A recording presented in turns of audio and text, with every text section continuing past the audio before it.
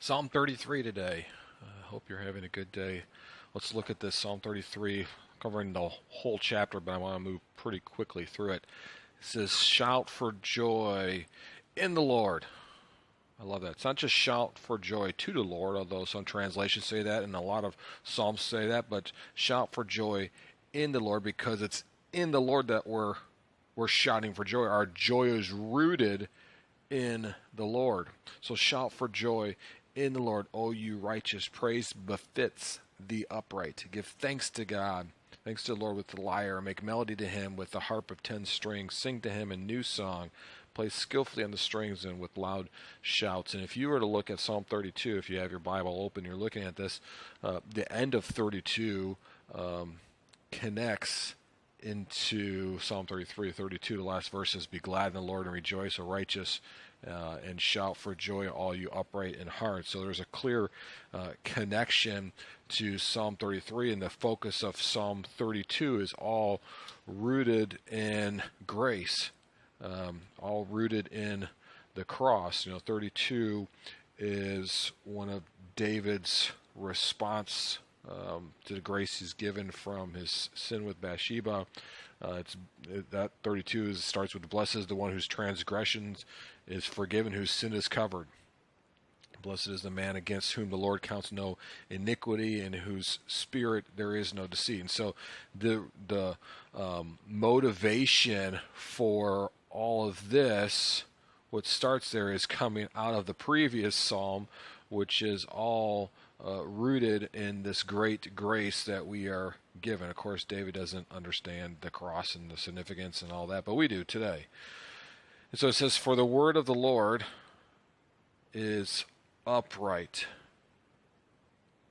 and all his work is done in faithfulness. God is a God who is faithful, always faithful.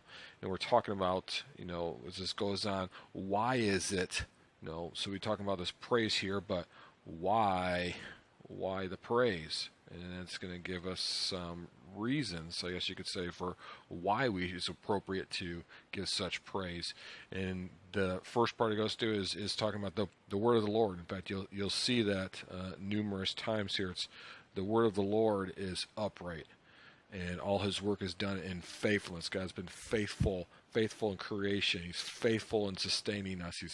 He's a faithful God. He loves righteousness and justice. The earth is full of the steadfast love of the Lord. And by the word of the Lord, see, we're bridging these connector, the heavens were made. So we're talking about how he's faithful. We're breaking it down some more.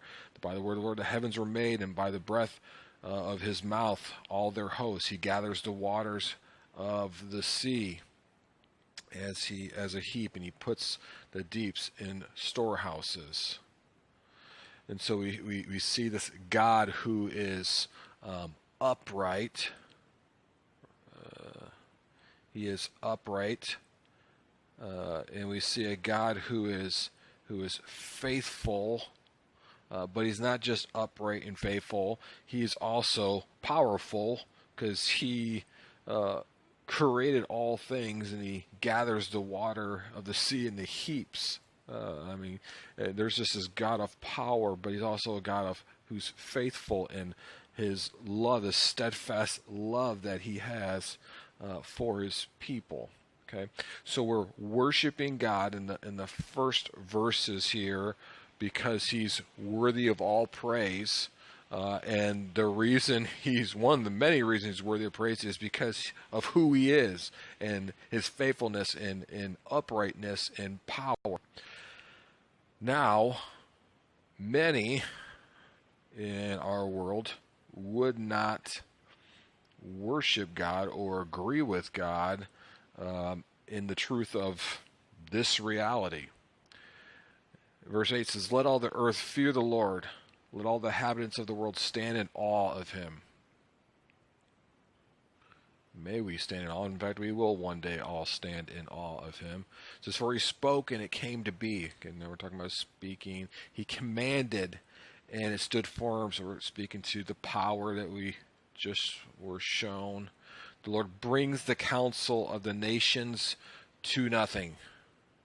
He brings the counsel of the nations to nothing. He frustrates the plans of the peoples. The counsel of the Lord stands forever, the plans of his heart to all generations.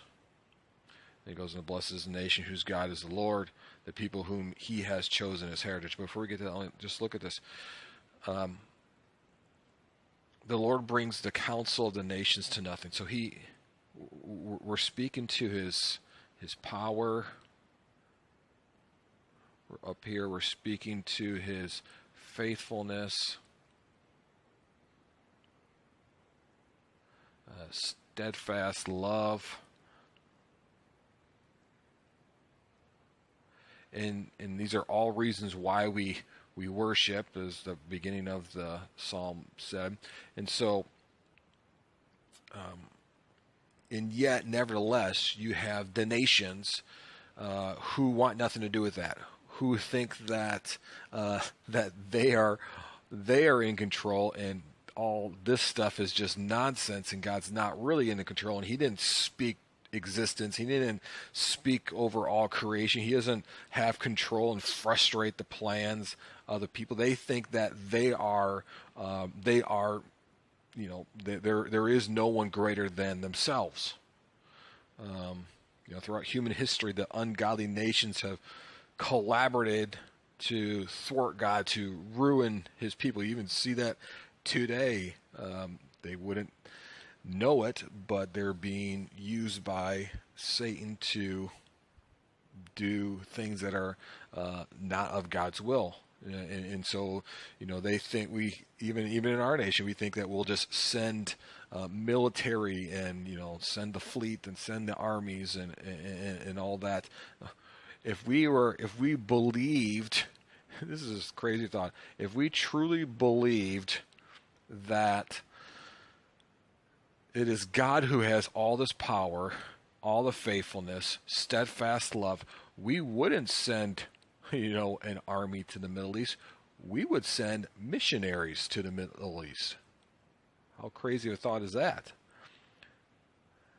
If it is God who is the one in ultimate control, our attempts to rule the world are really futile.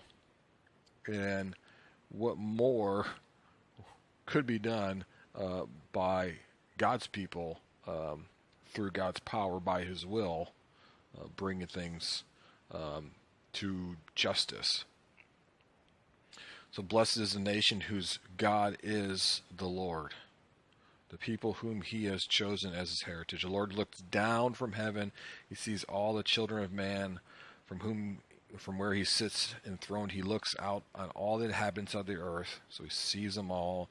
He fashions the hearts of them all and observes all their deeds. Again, he knows our thoughts. He knows how our confidences in ourselves, and nations' confidences are in themselves. And he even then spells it out right here. Love this verse. It says, the king is not saved by his great army. King, presidents, or nations. The king is not saved by his great army. A warrior is not delivered by his great strength. The war horse is a false hope for salvation, and by its great might it cannot rescue. But who can? It talked about it right in the first few verses. So behold, the eye of the Lord is on those who fear him. On those who fear him. On those who hope in his steadfast love. Remember, their confidence is in his power, his sufficiency, his love to us, that he may deliver their soul from death and keep them alive in famine. Our soul waits for the Lord, for he is our help and our shield. This is all confidence. This is faith. For our heart is glad in him. Love that word. It's glad. This is that same as that delight verse. It's glad in him. because we trust in his holy name. We have great confidence in who God is and what he can do for us.